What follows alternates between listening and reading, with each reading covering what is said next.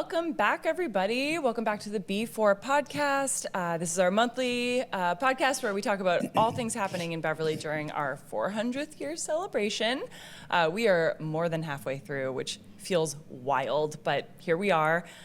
This episode will be coming out after some of the things. We're sort of in the weird time zone here where we're recording during homecoming week, but this episode will be coming out a little bit after. So I hope you all had an incredible homecoming week. I hope you saw the amazing fireworks. I hope you went to garden party on the 8th. But now we're moving steadily ahead to the fall. So I'll just give a couple quick shout outs on some of the events that are coming up this fall.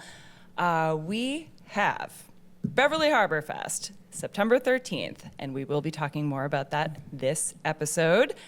We also have Bark in the Park coming up on October 4th. This is our first Beverly 400 dog-themed event, so get your canines ready. That will be Sunday the 4th. It'll be at the Beverly High School, and we actually have an episode coming up on that later on, so you'll find out more. But for now, if you love dogs, if you have a dog, mark your calendar for the 4th. But anyway, that's what we got going on for the fall. There's so much more coming, but for today, I would love to introduce my guest. This is the chair of the Harbor Management Authority, and we're going to learn all about what that even means. Paul Earl, thank you for coming on the show. Thank you, Lindsay, for having me. Absolutely. So, Paul, for folks that maybe don't know you, could you give us a little bit of an explanation on what the Harbor Management Authority is and what it does? Sure, I'd be happy to. The Harbor Management Authority is a volunteer group that supports the city in waterfront-related issues. Okay, we have 11 people on the authority. 9 are appointed by the mayor. 2 are appointed by the president of the city, of the council. We were established in 1987 by the state, and we continue to operate with the city, but we're independent organizationally from the city. I've been on HMA since 2010, when our previous mayor, Mayor Scanlon, appointed me as chair. So I've been there 16 years, coming on 17 years. Wow. Few examples of what we do. We advocate for public access in various ways, and including the blue signage you see around the city. So those "Please enjoy this public way" signs, that's exactly. you made that happen. Yes, we started that. We've gone through 2 rounds of it. I think we've got about between 30 and 40 signs in various places, even one at Bingo Beach, for example. Yes. All sorts of places that nobody really even knows they're there. Mm-hmm. We also put in a viewing machine at Independence Park, and we mark paths in certain places, walkways, with blue and things like that, just to point out, especially, for example, through Beverly Port Marine. Yeah, that right. is public access through there. A lot of people don't know it. So we put signage and markings on the path. Amazing. I mean, it feels a little bit like Beverly has this hidden gem, right? Of we're waterfront, but we're not necessarily using it in a commercial way all the time. We want it to be enjoyed by our residents. And so this group, you're kind of helping people have accessibility and visibility on some of this? Yeah, absolutely. We also, you probably noticed the dinghy racks all over the city, kayak racks all over the city. Yes. We've put all those in over the last 5 years. They're very popular. We have capacity for about 160 kayaks and dinghies, and right now we have a waiting list of about 80. So we continue to look for opportunities to put more in. But there's really limited real estate because of other things that are going on at the locations. Sure. Abutters and people that live in their homes and not wanting to look like you have a kayak farm or something somewhere. Fair enough. So we're trying to balance the two, but we charge a little bit of money for somebody to leave their kayak there for the summer. We also manage the municipal marina for the city down at Glover Wharf. Mm-hmm. We operate that. We set the pricing.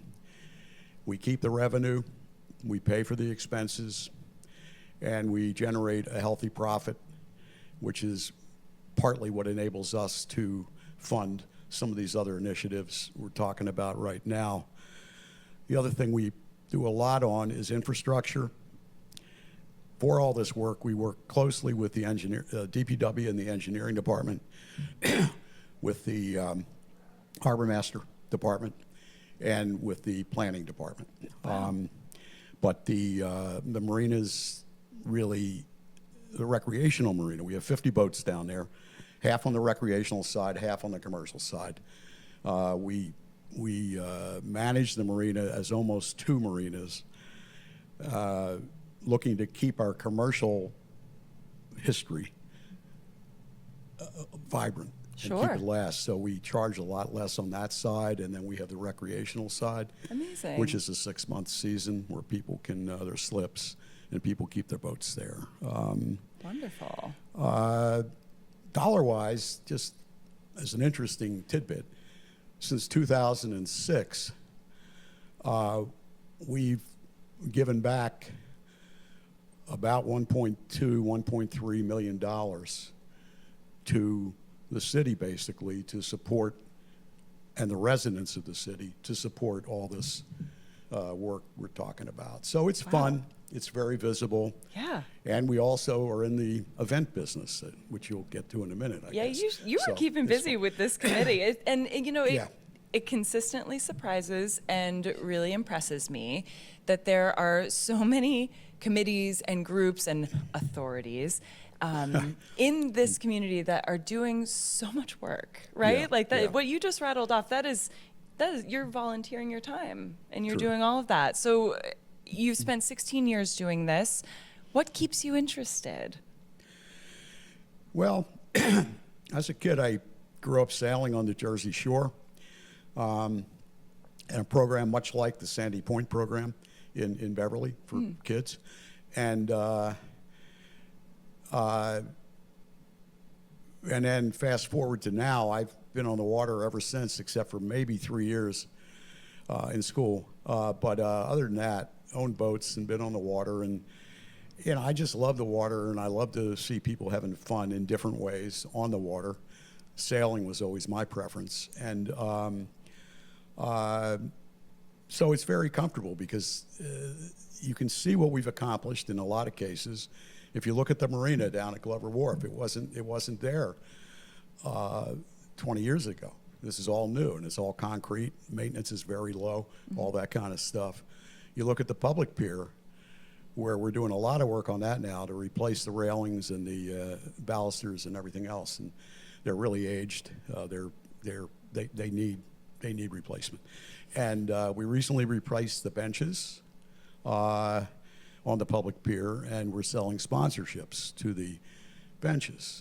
So you've, in memory of, or just names, or whatever you want to do. We've got 7 benches now, and we've sold 6 sponsorships. So anybody listening to this that might be interested, Amazing. contact information is on the City of Beverly website. Perfect. Wow. Well, it feels like you do so much, and thank you for doing all of that for 16 years. It's fun. I'm glad it's fun. And in many ways, it feels like the work sometimes is behind the scenes. You know, we kind of just get to see what you do at the end by, oh, look, there's another public way, and I get to enjoy the ocean, and people are out there helping advocate and protect that for me. I love that. But there is one time a year that you're a little bit more visible and a little bit more of a party, and I'd love to touch on that because it's coming up. That is HarborFest, right? That is Right. the annual event that is thrown by your group. Yeah. Tell me all about it. How did this become such a community tradition here? Well, to be perfectly honest, it didn't start out to be that way, but I'm glad it's ended up this way. Yeah. We had the first HarborFest in 2011, so this is number 15. Wow. The only year off was COVID in 2020. Yeah. And the way it started was back then, Joe Leone, who's a restaurant developer, was going to put a restaurant in where the old McDonald's building was and where Mission Boathouse is today. And when I got on HMA, and talking to the people on the authority, it was clear that most people just didn't know that part of Beverly existed. And to support the new development down there and the restaurant and all that, we figured, well, let's just have an event. We don't know if anybody's going to come, but, you know, let's try it out. And there was a big field there then because Mission wasn't there. Right. Well, the Black Cow never happened for various reasons. But in year 2, we thought, well, that was kind of fun. Let's do it again. And first year, I think we had 150 people. Last year at Lynch Park, which was year 14, this is our 15th, we had about 2,500, roughly, coming and going. Not they don't all stay the whole time, but there's a lot of there's a lot of informational vendors having to do with marine industry, environmental issues in the water. You know, we have the NOAA, the part of the federal government, their big whale that you can actually walk in, and it's an educational kind of thing. Yeah, all in all, we've got about 50 vendors.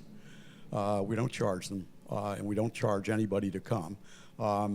And this year we're adding a expanded footprint and an area dedicated to activities for the kids.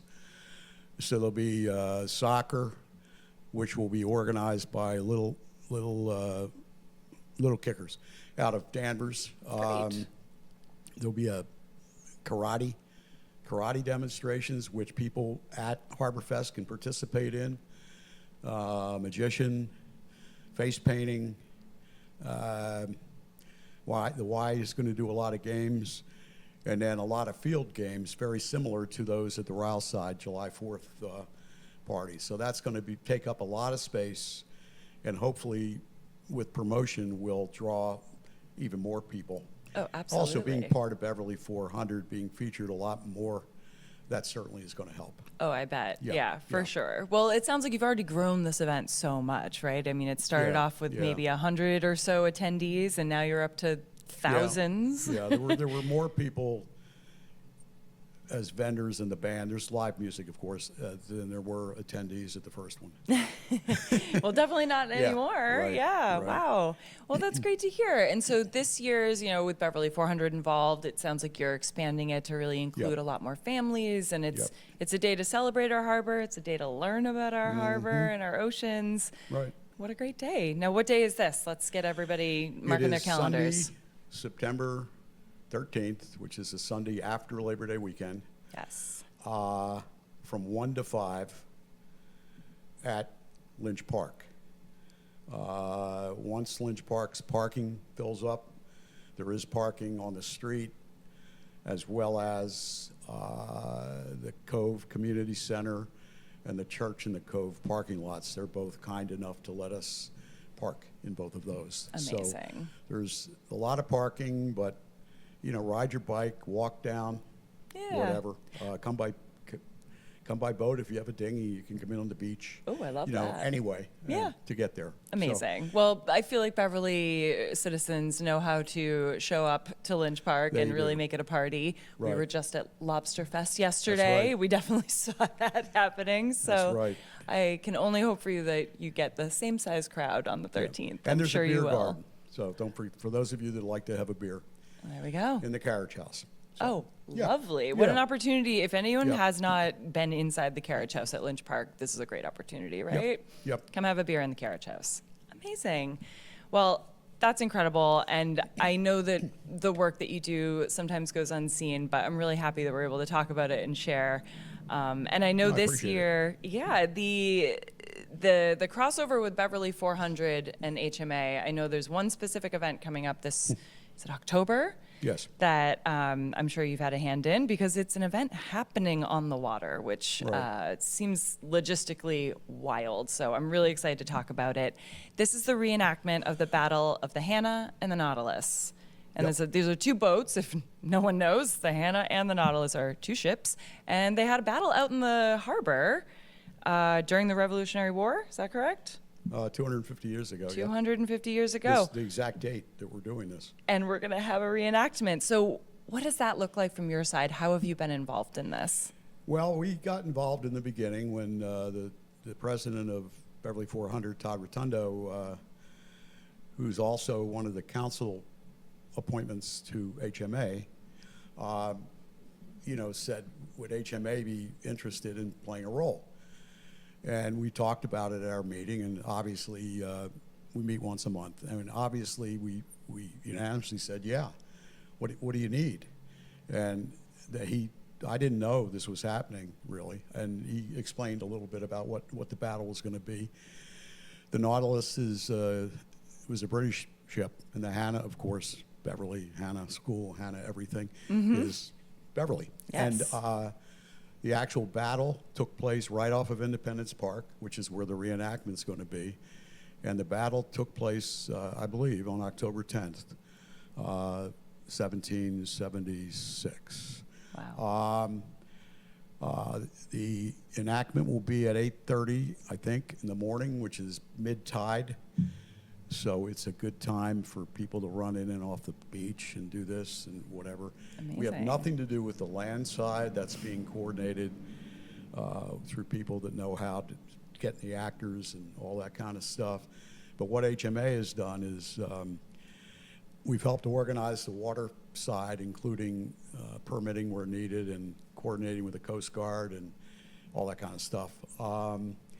One of our members is retired Coast Guard, so he has good connections up in Gloucester, so all that's been taken care of. And we're also paying for the use of the boats. Two of the boats are coming out of Essex. They were both built by Harold Burnham, who's a famous boat builder from the North Shore. Everybody kind of knows his name.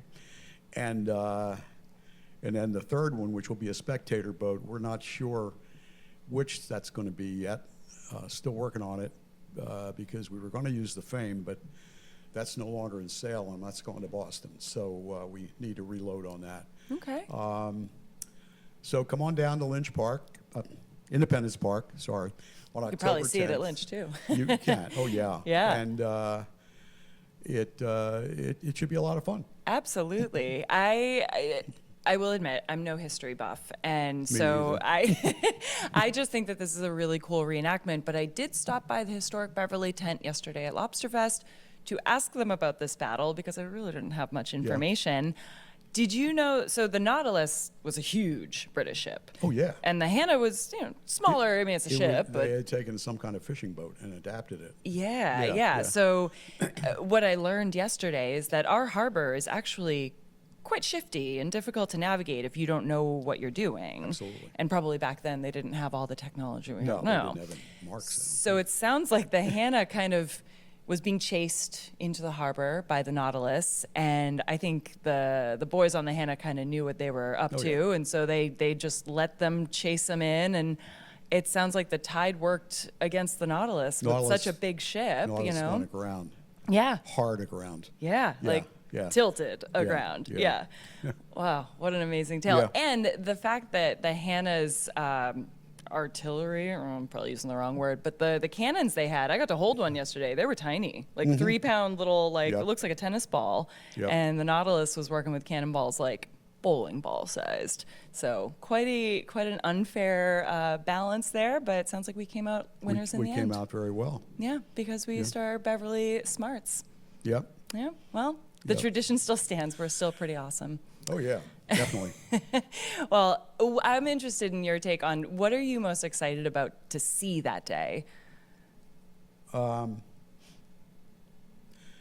think the battle itself is going to be kind of, I have just putting all the moving parts together. Our moving parts are 3 boats, and helping with behind the scenes again, which we're best at with the permitting and all that kind of stuff. But actually seeing the production, let's call it, is to me the thing that will be really interesting, and I'm sure it'll be very well done. Yeah. Oh, I can't wait. And Historic Beverly has their hand in that as well. They have a big role in it, and I forget who's.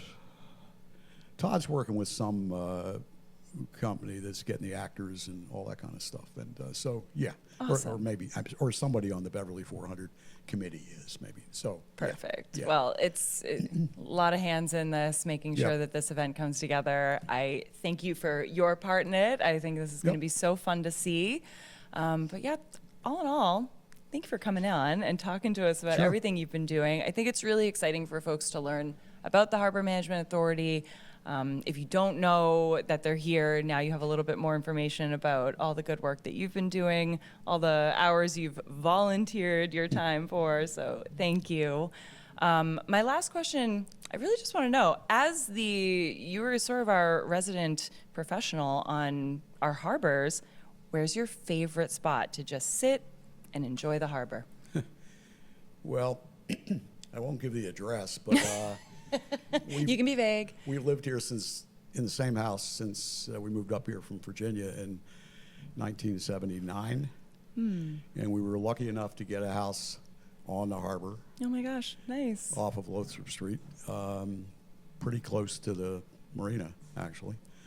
And we have a porch, and it's nice and peaceful. There you Look go. out at the islands, and Perfect. what's there not to like? No, nothing. That sounds great. Yeah, so that's Where's my probably my invite? favorite spot. Other than that, I used to, when we had boats, just being on the boat and looking around at the land, but also other parts of the harbor while Yeah. being on the water. Yeah, being able to is see it great. from that side. Absolutely. Yeah. Yeah. Amazing. Yeah. And will you be on the spectator boat for the I Hannah don't- Nautilus? I don't know. I haven't been invited yet. If you don't get an invite, who does? I don't know. Oh my No, gosh, you'll be on the water, I'm sure of it. no. Well, Paul, thank you so much for coming on the podcast You're welcome, today. Lindsay. Thanks for sharing. You do so much, and we're all very grateful. And we're excited about HarborFest. So I will see you there. Well, everybody come to HarborFest, and also come down and take a look at the marina. It's a lot different than maybe the last time you were there in terms of improvements that have been made, and we'll continue to energize that area as much as we can. Amazing. Well, we're grateful. Thank you. Thank you. And we will be back next month. We'll be talking about Bark in the Park. So get ready. This will be And great. I will see you in September. Thanks, folks. Bye bye.